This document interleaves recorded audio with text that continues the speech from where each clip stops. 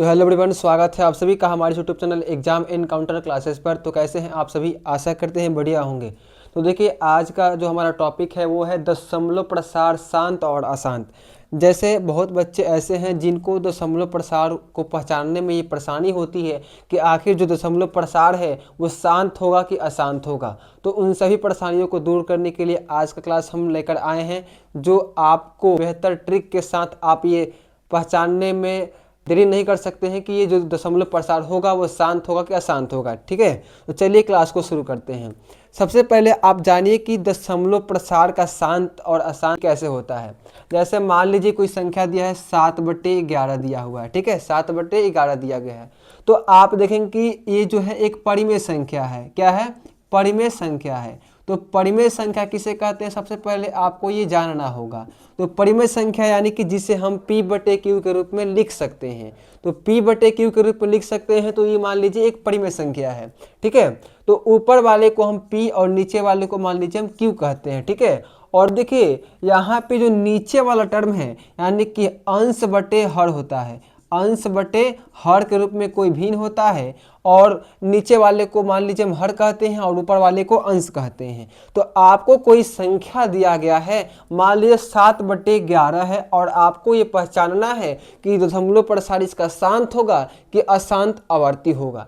तो अब बहुत लोग क्या करते हैं, 11 में बाबू 7 से भाग देंगे, उसके बाद पहचानेंगे। लेकिन इसका एक ट्रिक होता है।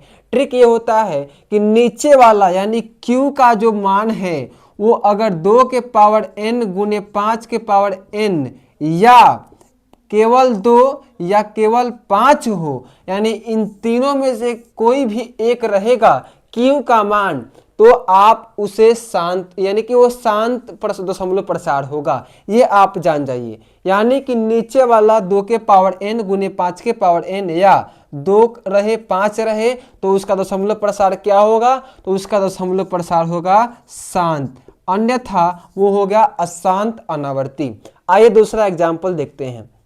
जैसे इसका बाबू क्या हो जाएगा, तो आप कहेंगे कि इसका हो जाएगा अशांत अनावर्ती। क्या हो जाएगा बाबू? तो इसका हो जाएगा अशांत। तो ये बिल्कुल सही है, यानी कि इसका अशांत होगा। ऐसा दूसरा एग्जाम्पल हम देखते हैं। मान लीजिए रहे 26/80। तो आप कहिएगा कि सर 80 का हम क्या करें कि ये 2 का फैक्टराइजेशन के मतलब के रूप में आ जाए। तो आप क्या करेंगे, तो इन जो 80 है ना, इसका अभाज्य गुणनखंड कीजिए। तो अभाज्य गुणनखंड करने के लिए यहाँ आप 80 लिखेंगे, उसके बाद यहाँ हम लिखेंगे फिर 2 से तो 40 बार में, फिर 2 से करेंगे तो ये 20 बार में, फिर 2 से करेंगे तो 10 बार में। ठीक है, ऐसे आप करेंगे, फिर 2 से 5 बार में, फिर 5 से करेंगे तो 1 बार में। तो अब देखिए यहाँ 2 कितना बार आ रहा है, तो 1 2 3 4। तो आप यहाँ लिख सकते हैं 2 के पावर 4 गुने 5 कितना बार आ रहा है, तो 1 बार, तो 5 के पावर 1, यानी इसका मतलब कि ये 80, यानी कि ये 2 के पावर 4 गुने 5 के पावर 1 का मतलब क्या है, 80 है।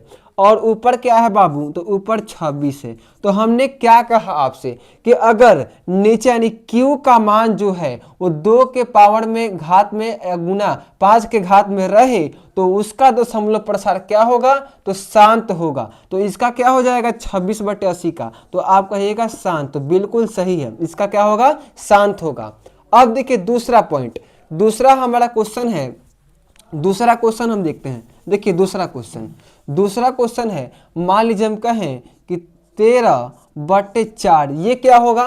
तो आप कहेगा कि सर हम 4 से 13 में भाग दे के चेक करें या फिर 4 का गुणनखंड कर दें। देखिए आपको जिस मेथड से कम समय लगे उस मेथड से बनाइए। जैसे बाबू हम 4 का अगर फैक्टर करेंगे, अभाज्य गुणनखंड करेंगे, तो इसका देखिए इसका हो जाएगा 13 और बटे 2 गुने 2 यानी 2 के पावर 2 हो जाएगा। तो आप कहेगा क्या इसका हो जाएगा? देखो हमने आपको क्या बताया कि या तो 2 के पावर गुने 5 के पावर में कुछ रहे, या केवल 2 रहे, या केवल 5 रहे।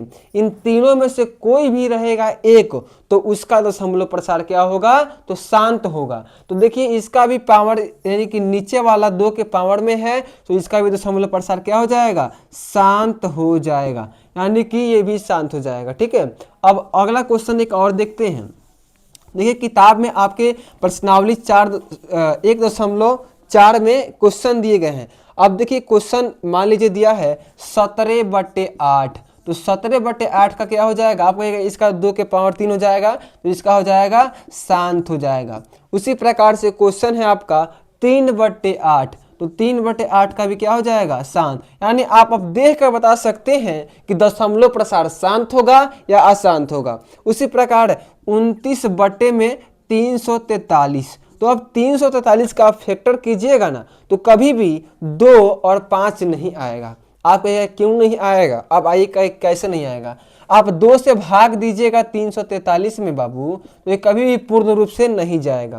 यानी 343 का आप करिएगा अभाज्य गुणनखंड, तो 2 से नहीं कटेगा, ये तो कंफर्म है। उसके बाद 3 से कटाइएगा तो 3 से भी पूर्ण रूप से नहीं कटेगा, 4 से भी नहीं कटेगा और 5 से तो नहीं कटेगा। जब 2 से आप 5 से कटवे नहीं करेगा, इसका मतलब ये क्या हो जाएगा, तो ये हो जाएगा आपका अशांत अनावर्ती। क्या, अशांत अनावर्ती। उसके बाद अगला क्वेश्चन है आपका 13/125, तो 13/125 है, तो आप कहेगा सर 125 का गुणनखंड करेंगे, तो बिल्कुल 125 का आप गुणनखंड कीजिए अभाज्य गुणनखंड। तो देखिए 2 से नहीं होगा ये, तो हम करेंगे कितना, 5 से, तो 5 से 25 बार में, फिर 5 से करेंगे तो 5 बार में, और फिर 5 से करेंगे तो 1 बार में। यानी यहाँ 5 का घात कितना हो जाएगा, तो आप कहिएगा सर 13 अब बटे में 5 के घात 3। तो जहां भी आपका 5 केवल 5 रहे या केवल 2 रहे या दोनों गुणनफल के रूप में रहे, तो इसका दशमलव प्रसार क्या हो जाएगा,